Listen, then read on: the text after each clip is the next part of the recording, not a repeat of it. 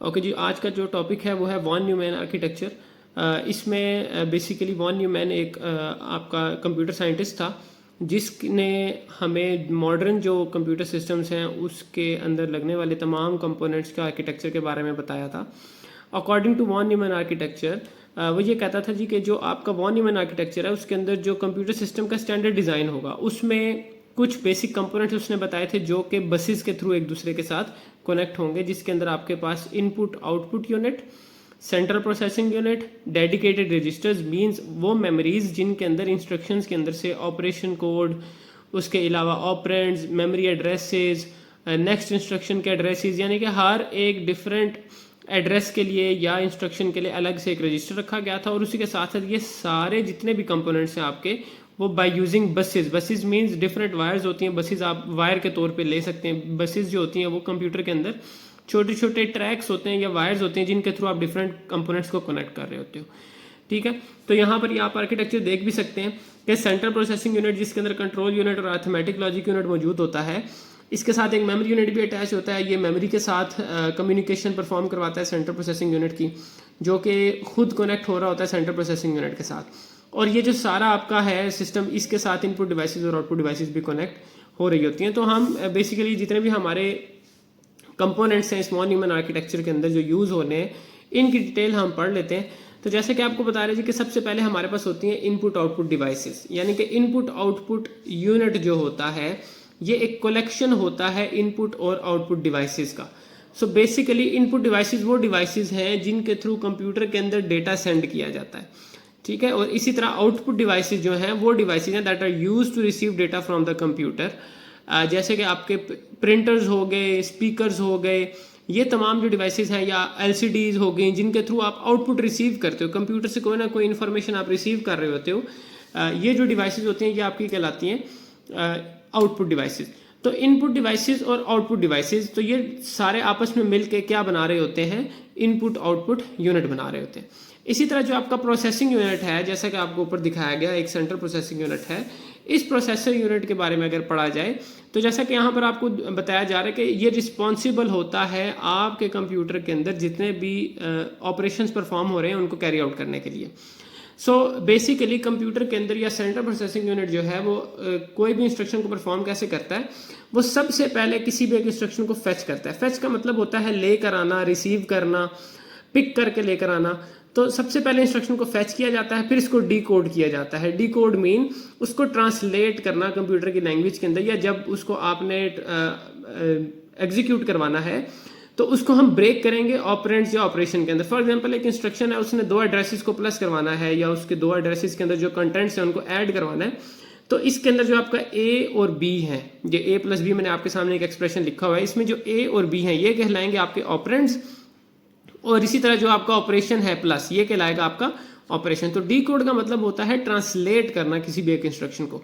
जब वो instruction translate हो जाती है, उसमें से ऑपरेंड और आप कोड आपका निकल आता है, तो उसके बाद हम उसको एग्जीक्यूट करवा देते हैं। जो सीपीयू होता है आपका एग्जीक्यूट कर देता है उसको, यानी कि चला देता है उसको, रन कर देता है।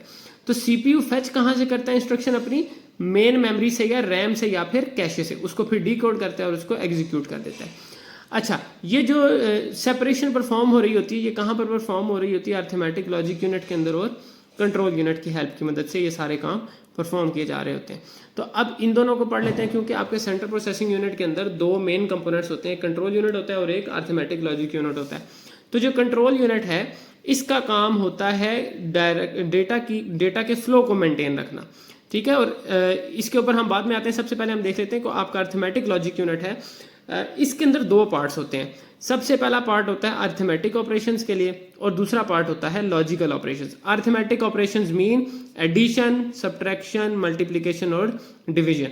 और इसी तरह जो आपके लॉजिकल ऑपरेशंस होते हैं उसके अंदर कंपैरिजन के ऑपरेशन आ जाते हैं, जिस तरह के less than, greater than, equal to, not equal to. इस तरह के जितने ऑपरेशंस होते हैं ये सारे के सारे आपके किस में लाए करते हैं, ये आपके लाए करते हैं लॉजिकल ऑपरेशंस में।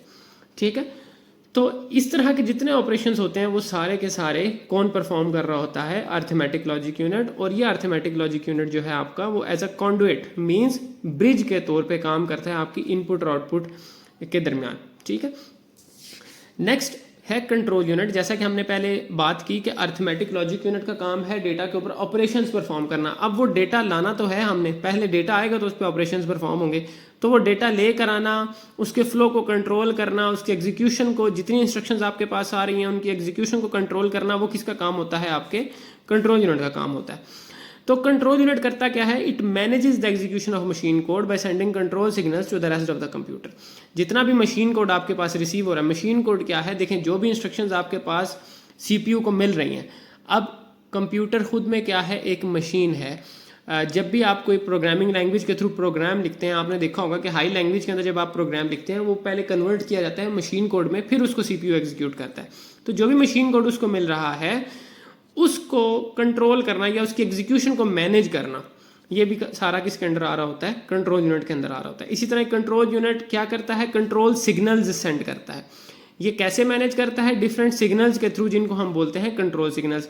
अच्छा, इसके अगर हम समरी के तौर पे बात करें, ये सिंपली बता रहा होता है, it tells the computer memory, arithmetic logic unit, IO devices how to respond to an instruction. आने वाली हर इंस्ट्रक्शन को किस तरह मैनेज करना है, किस तरह चलाना है, उसमें से जो ऑपरेशंस हैं वो कैसे अलग करने हैं, ऑपरेंड्स जो हैं वो कैसे अलग करने हैं, मेमोरी के एड्रेस पे कौन से एड्रेस से लेकर आना है, वो तो जाएगा एड्रेस बस के थ्रू, लेकिन वो सिग्नल्स भेजकर उसको बताना कि अब आपने जाकर मेमोरी एड्रेस से डेटा लेकर आना है मेमोरी से। और इसी तरह अगर सीपीयू या यहाँ पर इसने मेमोरी में कोई डेटा सेंड करना है तो कब डेटा सेंड करना है, इस तरह की तमाम जो आपकी इंस्ट्रक्शंस होती हैं या सिग्नल्स होते हैं वो कौन पास कर रहा होता है? आपका कंट्रोल यूनिट पास कर रहा होता है। नेक्स्ट मूव करते हैं, कंट्रोल यूनिट के बाद हमारे पास आ जाता है मेमोरी यूनिट। तो जो मेमोरी यूनिट है, अगेन कंप्यूटर का जो प्रोसेसर होता है आपका सेंट्रल प्रोसेसिंग यूनिट, वो कनेक्ट हो रहा होता है आपकी मेमोरी के साथ। तो जो मेमोरी यूनिट है वो रिस्पॉन्सिबल है डेटा को फैच करने के लिए और इंस्ट्रक्शंस को फैच करने के लिए। कहाँ से? मेन मेमोरी में से, और pulling them into registers needed for data to be process. हमने बात की थी कि रजिस्टर्स छोटी छोटी मेमोरीज होती हैं सीपीयू के अंदर।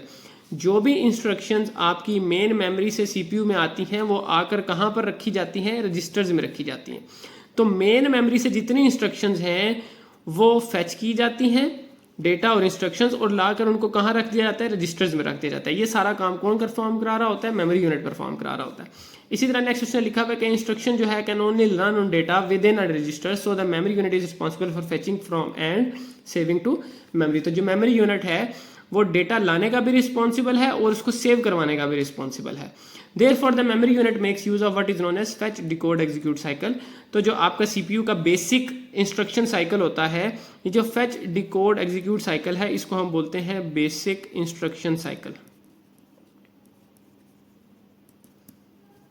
किसी भी सीपीयू का बेसिक इंस्ट्रक्शन साइकिल होता है fetch decode execute। इसी इंस्ट्रक्शन साइकिल का वो यूज करता है और आपके सेविंग के ऑपरेशंस और फेचिंग के ऑपरेशंस परफॉर्म करवा रहा होता है मेमोरी यूनिट। फिर नेक्स्ट मूव करते हैं प्रोसेसर स्पीड। आपका प्रोसेसर कितना तेज है ये डिपेंड करता है कि उसके अंदर नंबर ऑफ क्लॉक साइकिल्स कितने हैं।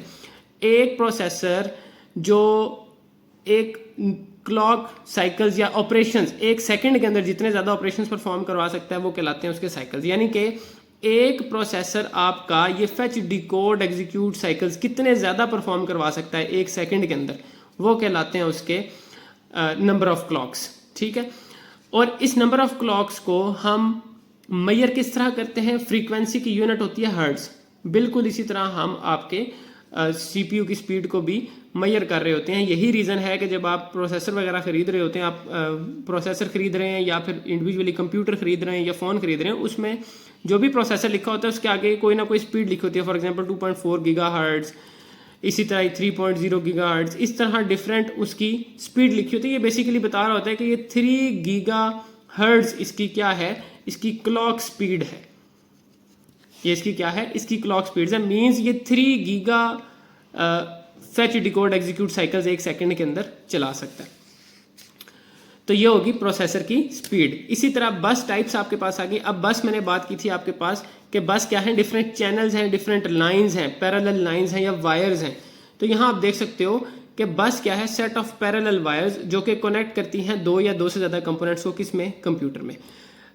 इनमें एक बस के अंदर टिपिकली 8 से लेकर 64 लाइंस होती हैं और एक लाइन एक बिट कैरी करती है। मींस बस के अंदर 1 लाइन कैन कैरी 1 बिट।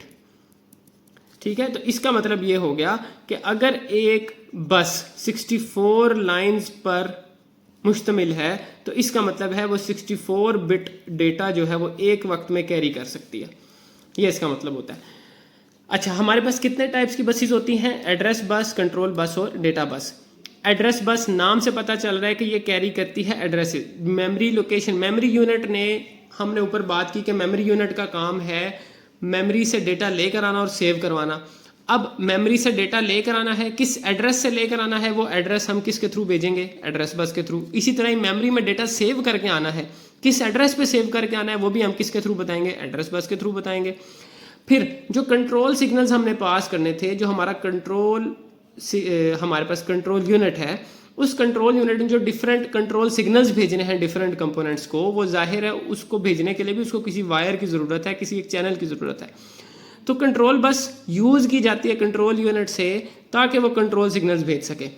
तो ये क्या करता है? It transmits command, timing and specific status information between components. Control bus के थ्रू कंट्रोल यूनिट जो होता है वो कमांड्स करता है, टाइमिंग्स बताता है, स्पेसिफिक स्टेटस ऑफ इंफॉर्मेशन बताता है। फॉर एग्जांपल स्टेटस बता रहा है कि इंस्ट्रक्शन अब लेकर आनी है, इंस्ट्रक्शन को सेव करके आना है। इस तरह के जो डिफरेंट सिग्नल्स हैं वो सारे कौन पास कर रहा होता है? Control unit, by using control bus.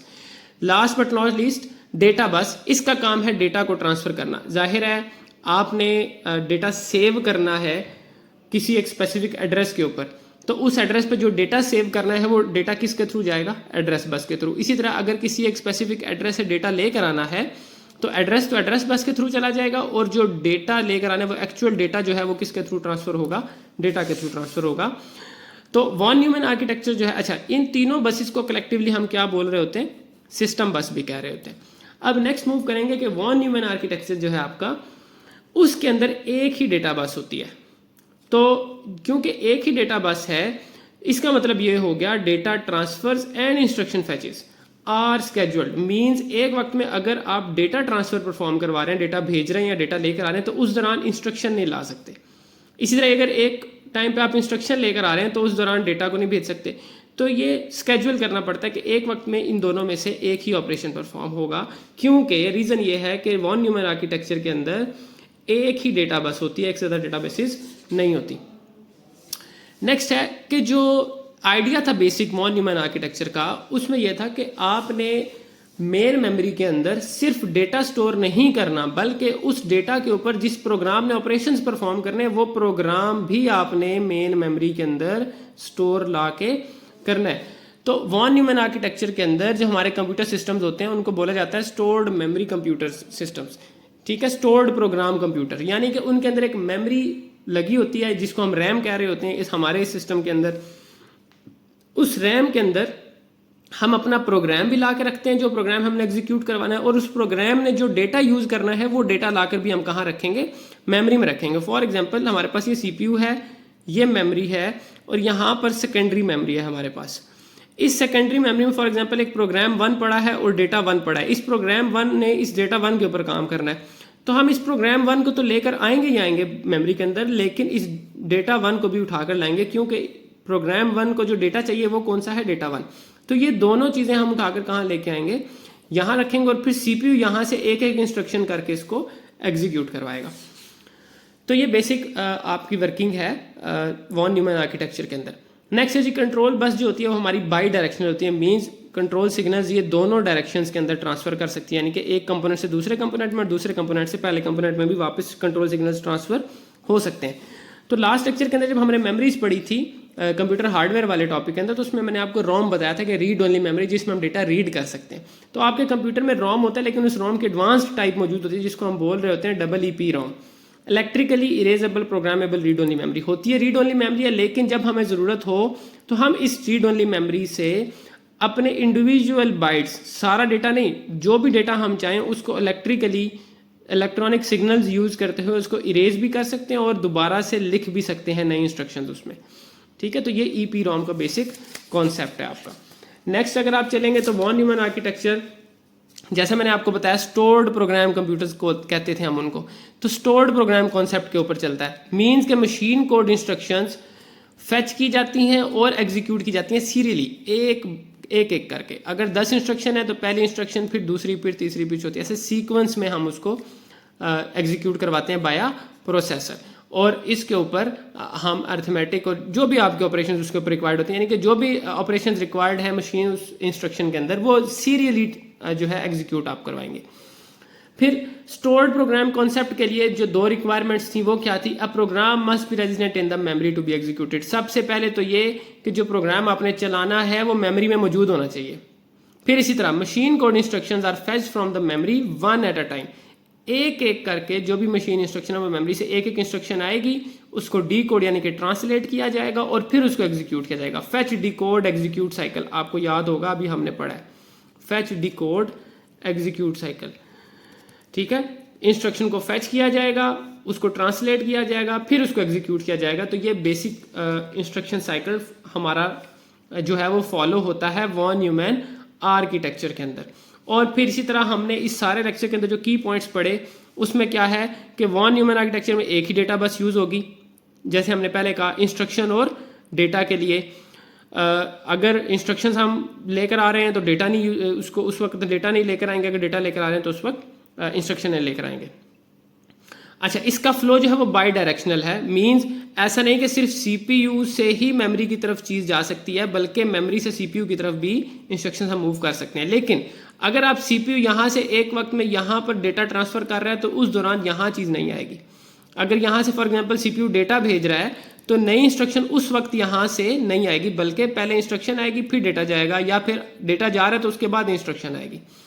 Similarly, address bus is used for unidirectional transmission of address locations from CPU to memory और IO controller।